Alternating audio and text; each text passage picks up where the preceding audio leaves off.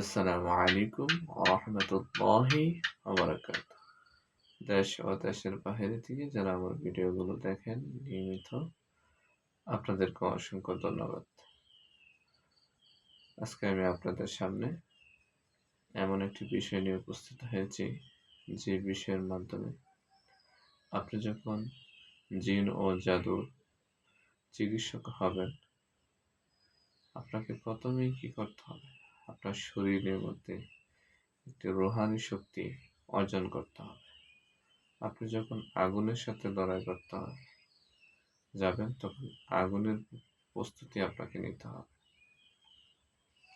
ঠিক তদ্রূপ আপনাকে এই তদ্বির জগতে, চিকিৎসক জগতে যখন আপনি আসবেন, অবশ্যই আপনার শক্তির প্রয়োজন আছে।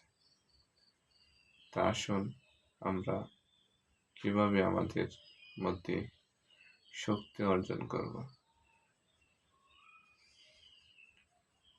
তাহলে আপনাকে কি করতে হবে? প্রতিদিন কমপক্ষে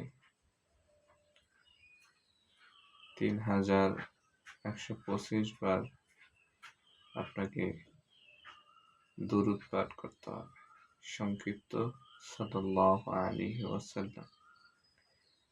আপনাকে 3125 বার আপনাকে আস্তাগফিরুল্লাহ, আস্তাগফিরুল্লাহ, আস্তাগফিরুল্লাহ ওয়া আতুবু ইলাইহি পুরোটাও পড়তে পারেন। আপনাকে এই আমল যখন আপনি করবেন, ইনশাআল্লাহ আপনি যেটাতেই হাত দিবেন, এটা ইনশাআল্লাহ হয়ে যাবে।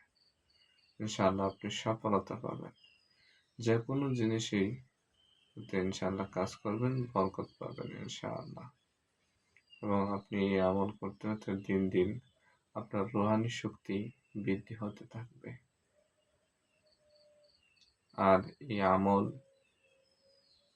করে আপনি যে কোনো কাজ এখান থেকে বসে ইনশাআল্লাহ করতে পারবেন।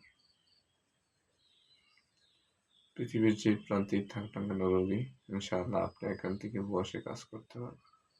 আল্লাহ তাআলা এমন শক্তি আপনাকে দিবে।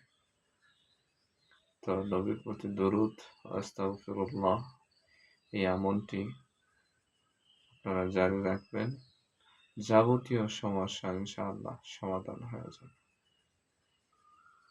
আল্লাহ পাক সকলকেই এই আমল করার তৌফিক দান করুক।